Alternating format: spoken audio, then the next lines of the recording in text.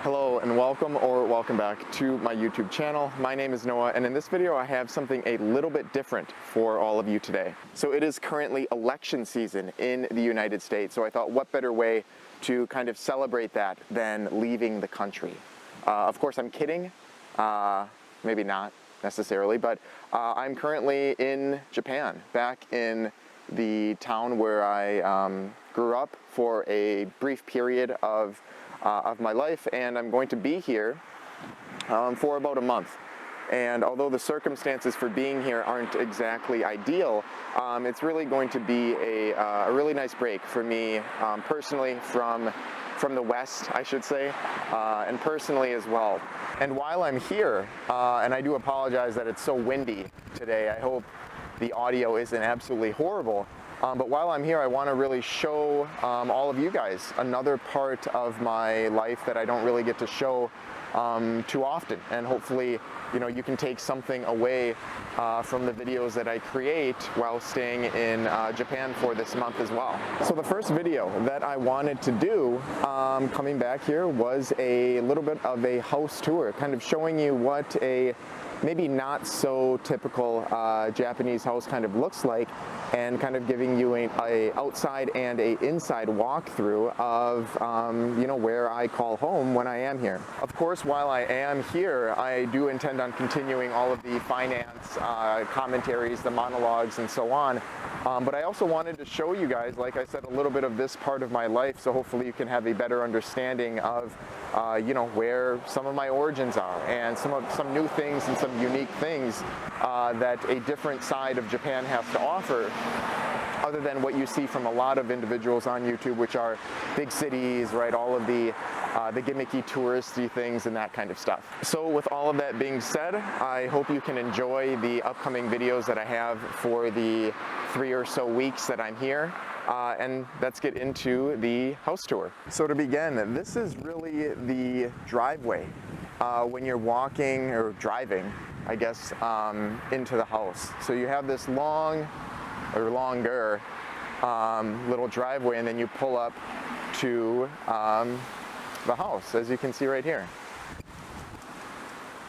There's a little bit of a shed, not exactly your generic two-car garage that you'd see in a lot of homes in the United States, but there's just a little cover that you can use to pull into and then get right into the back entrance right there.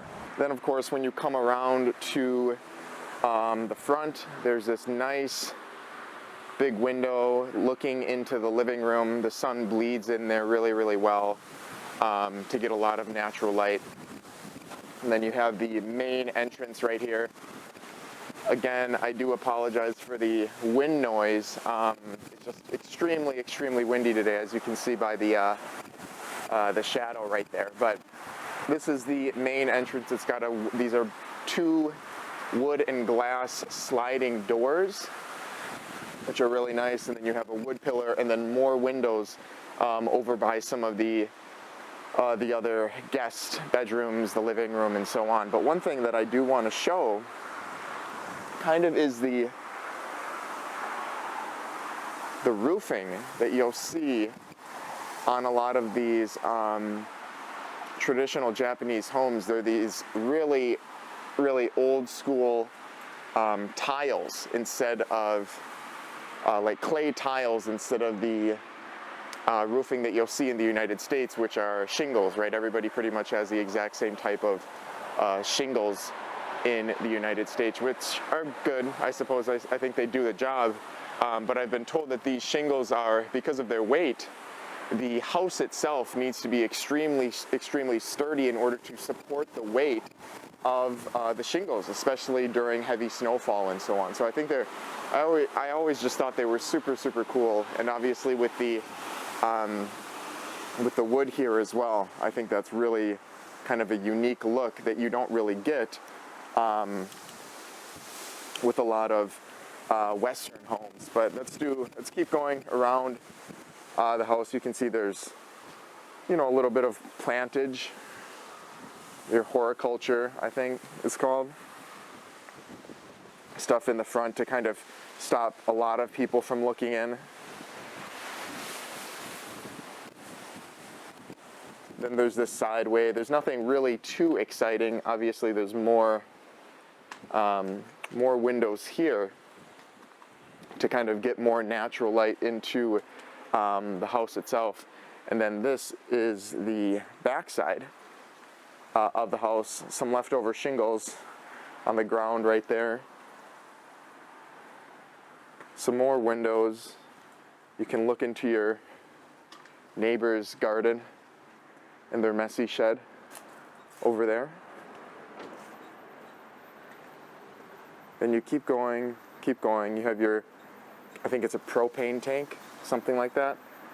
And then you come right back out to right to the front. So overall, it really doesn't take much time to, walk around the entirety of the house. The house, the size is definitely a little bit different than what you'll see in, neighborhoods with larger houses in the United States. But what really shines to me, or what really sets Japanese houses apart from more Western ones, is the inside of them, especially these houses that were expensive. I think, from what I was told, this house was, built some time ago, but it was built for over $400,000 at the time, which was 20 years ago, right? So this was a huge endeavor for its time. And when you go inside, and even on the outside, really, it doesn't show where I think that a lot of Western houses do,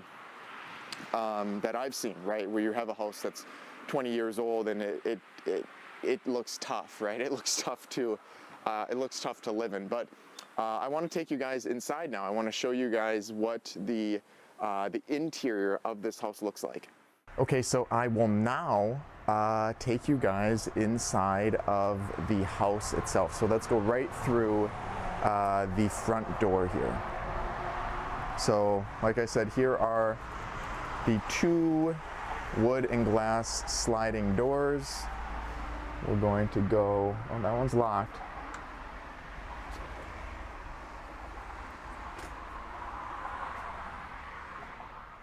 We're going to go right in, shut the door behind us, so we're being courteous.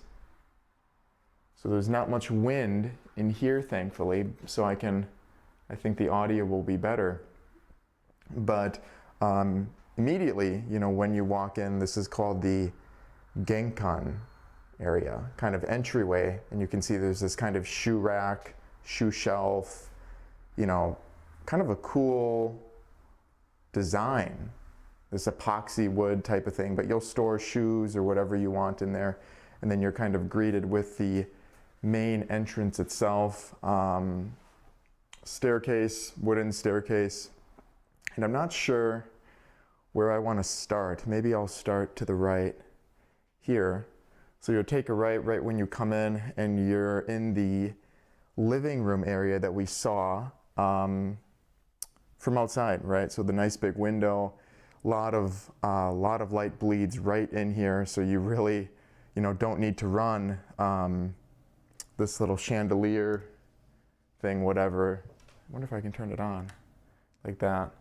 You really don't need to run that for the majority of the day because the sun rises right over that area there. I'm probably blowing out my whites here with the light.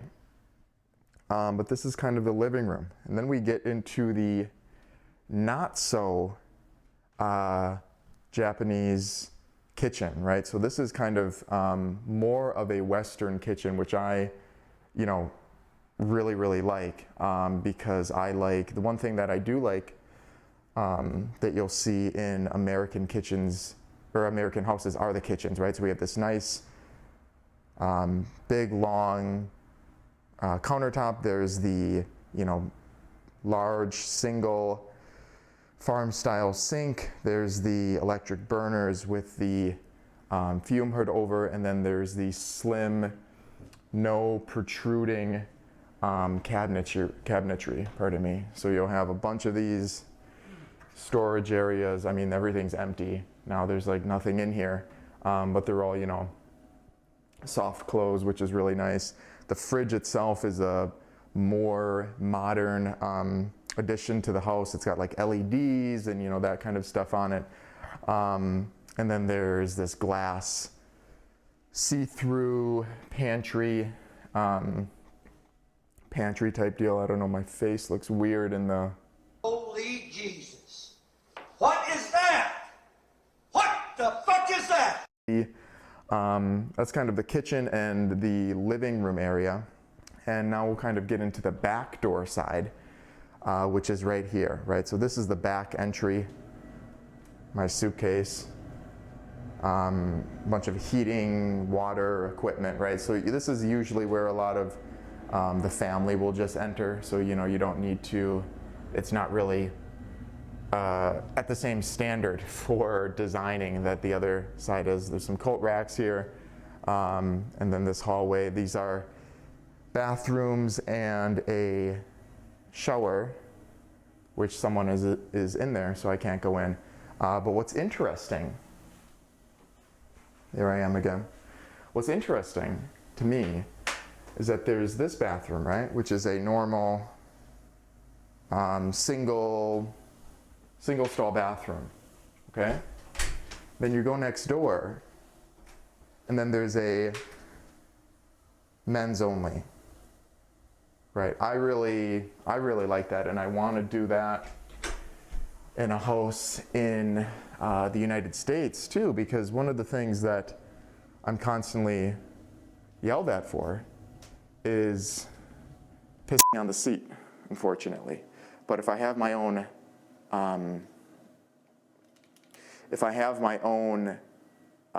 urinal, right, that's probably not going to be as big of a problem. So I've never seen it in a Western house. For me personally, maybe it's in the, you know, the $1 million houses and so on, but it's something that I guess is relatively common here in Japan. So it's something that I think I want to do myself. So moving on, this is a I think it's called a steamed glass or smoke glass. This is just a kind of a pantry storage area.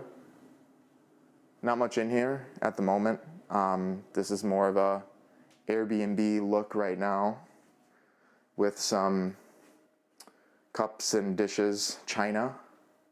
You know what's weird is we call old school plates and stuff china, but if you're in Japan, I wonder if you just call it old Japan. I don't know. Food for thought. This is one of the bedrooms. Like I said, really simple. There's nothing, it's more, I'm trying to turn on the light, but there's really nothing in here. That is not it. Which is actually pretty nice, right? So there's the old school tatami flooring. So this isn't through the entire house, but in a lot of the bedrooms this is the case. So it's really soft, really nice to walk on, feels good, you know, when you have to sit on the ground if you do for whatever reason. And then there, of course, are the closets. These are closets. And then the windows, that's towards the back of the house like I showed you. And then there are a bunch of other closets right here. A lot of closet space in just this, in this bedroom. And it can shut with this, another steamed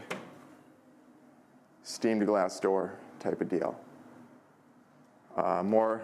More closet space right there. That's not too important. But one thing that, and we're back in the entry, right? So one thing that I really noticed the first time I came into this house, which was a couple days ago, was just all of the wood, exposed wood on the inside of the house that you really don't see in a lot of houses in the United States, or maybe even other areas as well. I mean, just looking around, how much exposed wood there is. I mean, the whole staircase is all is all wood. Then if you look actually to the ceiling, this isn't through the entire house, unfortunately, but there's these individual patterns. I can't get up there with my camera, but they are actually threaded over and under one another and held in place. And this continues all the way through. Extremely, extremely cool, honestly, in my opinion. And then you have these huge wooden, I guess a truss. I don't really know what that's called, but these plate type things here. These are huge pieces of wood, and then there's the specific type of, I guess maybe framing. I forget what it's called, right? This right here, tensile and manor, motor, or something like that. But the important thing is that there's a lot of wood, right? There's a lot of wood, and at the time that this house was built, that was really something that people like to do if they were going to go all out on a house, was to do these type of designs. For me personally, I think it adds kind of a warm feeling to the entirety of the house. It feels cozy, and that's kind of why I think log cabins and stuff like that tend to have that kind of tend to elicit those type of emotions and feelings when you're in them as well. But the same thing goes for this. There's just a lot of wood. I think it retains heat pretty well too, so it just feels good to be in. So we're going to keep going through. These are those windows that I walked through in the beginning. They just add a lot of light throughout the entire house. It might look a little dark until my camera adjusts, but really you don't need that much light during the day, which is a issue for me that I have in even the house that I'm in right now in Wisconsin, where it'd be noon and I still have the lights in my room on because my window is not looking towards the east, so I don't have the sun.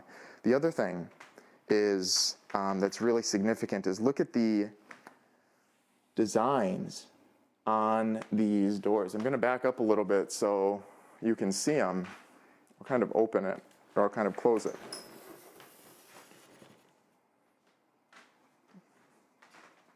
Like that.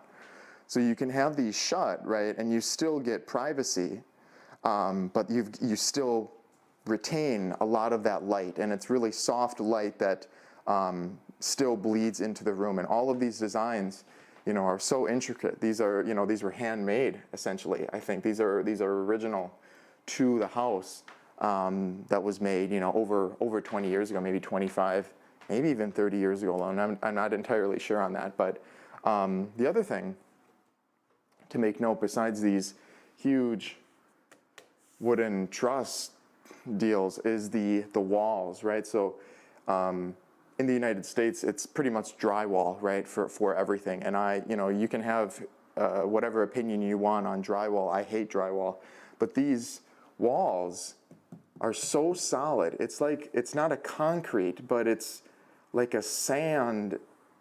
It's almost like a sand-based concrete where you knock on it and it's just solid, right? So as I'm talking, there's not much echo, even though there's these huge hallways that kind of loop around, and in even a non-looped house in the United States, you'll find that your voice echoes quite a bit when you're talking to guests or yourself, in my case. And here, there's really not much of it. Obviously, if I would talk louder, that might be the case, but it's not really that big of a deal. And here, we're getting into more of the common hangout areas, I suppose. There's this pretty unique pot for, looks like, I don't know if this is actually used, but you would burn, you'd get your tea ready there. This is probably original to the house. Really, really unique. I don't know if I could stay on my knees that long at this point, but it's still pretty unique. And there's these Windows, this is on the side of the house as I showed you. Still, you have the privacy, like I said, but you're still letting a lot of that light in, which I really like. And there's these sliding doors here, so you can separate, you can basically separate all of these rooms. This is 3 rooms, including the one that I'm kind of standing in right now, that you could all have different things kind of going on in and so on. And there's these that I did want to show. That kind of go back into the intricacy of the design of the house. These are all like hand-carved wooden designs with glass around them, framed with a wooden frame. Really, really unique. Just something that you don't really see. This is the last room on the first floor. That's, like I said, these are kind of common rooms. This is another room you could kind of just hang out in. But the other thing that I think is really unique are these, and these are, I was talking to my dad about it, about these, and you'll find them in some homes, but these were essentially, I guess, just a flex for people. Like if they, my family didn't build this house, but the family that did, when you want to show off, you put shit like this in it, I guess, which are essentially trees, right? That are sanded, cleaned, some kind of finish on them, and then you just throw them as part of the house. That's I guess what it's for. But here's another good example of the intricacy, right? All of that is hand. I don't know how much detail I can get in there because I'm not getting too much light, but these are all hand carved. Wooden, look at that. That's crazy, right? Like, look at that. So it's just a really unique way that they get light into, they close off rooms and also still allow for kind of a stylish light to come in. And these are all original to the house as well, right? So these are hand painted sliding doors. This is just closet space here. There's nothing in here, but you guys kind of get the point.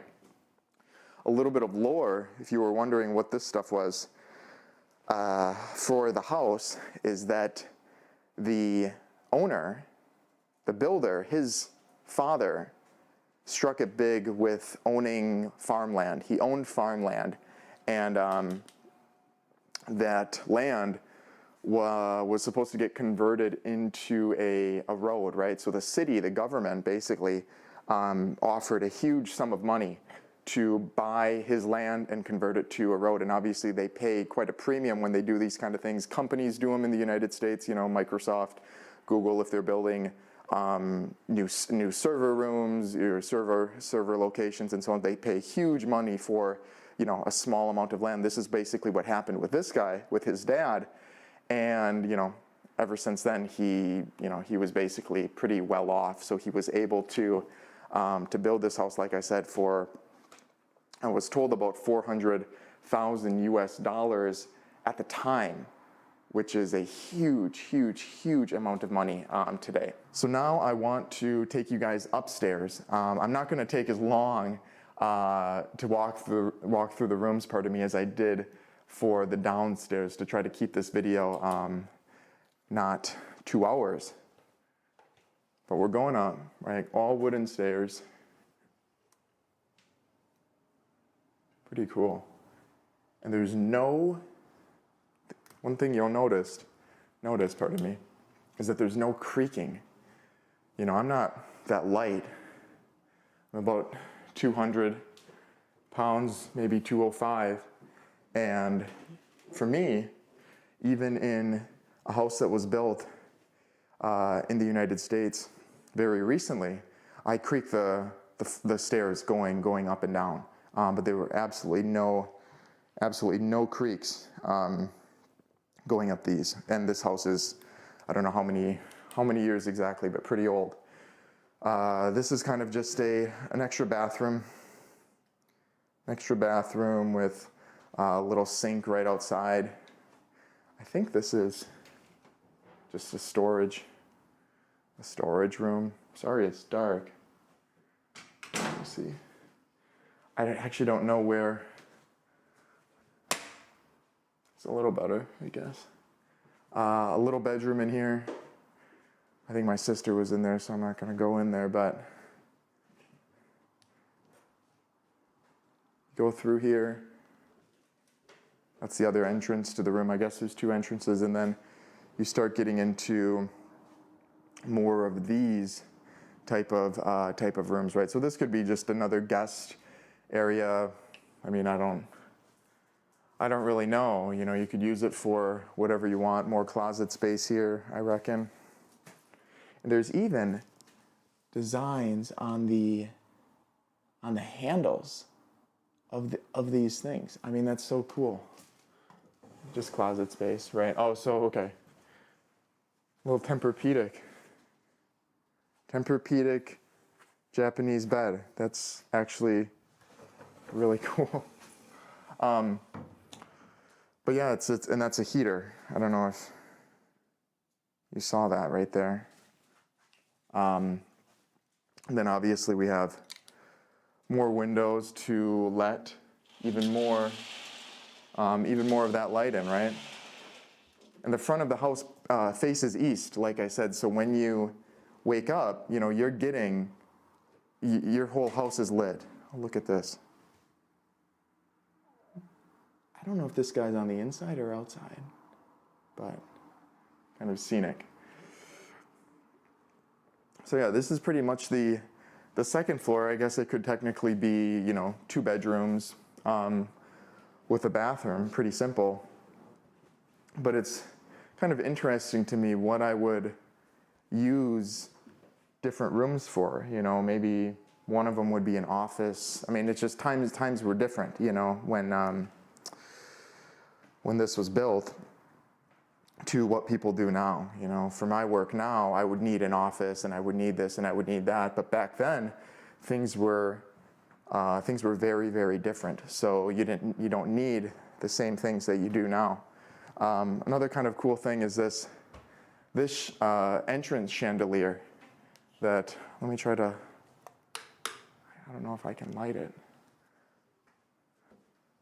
One of these maybe? Yeah. So at night, you know, the wood, when the lights are on, all of these lights are on, it's extremely, the light is very soft. So it feels warm in here, which I really, really like. And overall, the atmosphere of the, you know, walking around the house and just kind of hanging out, for me, I don't think I mentioned this, I completely took over the dining room table. What does this do to it?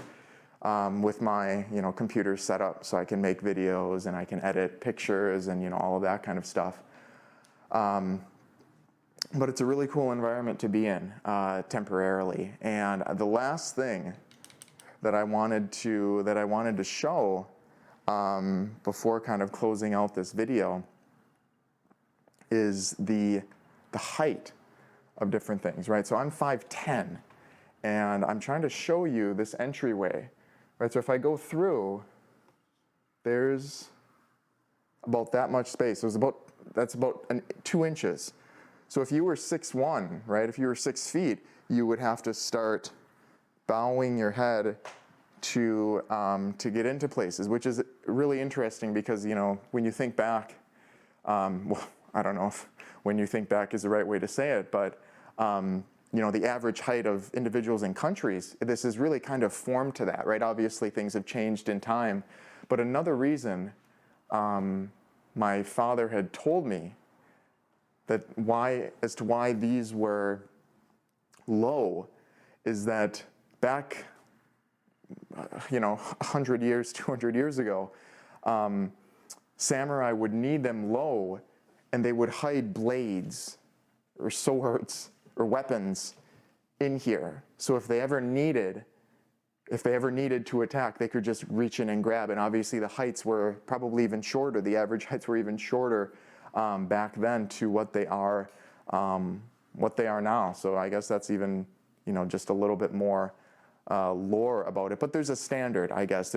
I don't know if it's like a I don't know if it's called zoning necessarily, but there's certain requirements for, I don't know if these are support, they act as support as well, but there's certain requirements that the houses need to have in order to kind of meet up to code. But there you guys have it. That is going to conclude the tour of the house that, one of the houses that we have here, here in northern Japan. I hope, some of the information was a little bit interesting, and I hope you could kind of take away some details comparing, houses that we see here in Japan to the houses that, that we have there in the United States. And of course, if there are details with this house or Japanese houses in general that you would like to see maybe in your own house or houses in general in the United States, please let me know what those are in the comment section below. I would love to hear your thoughts. As always, I hope you were able to take something away from this video, and I hope to see you sometime soon.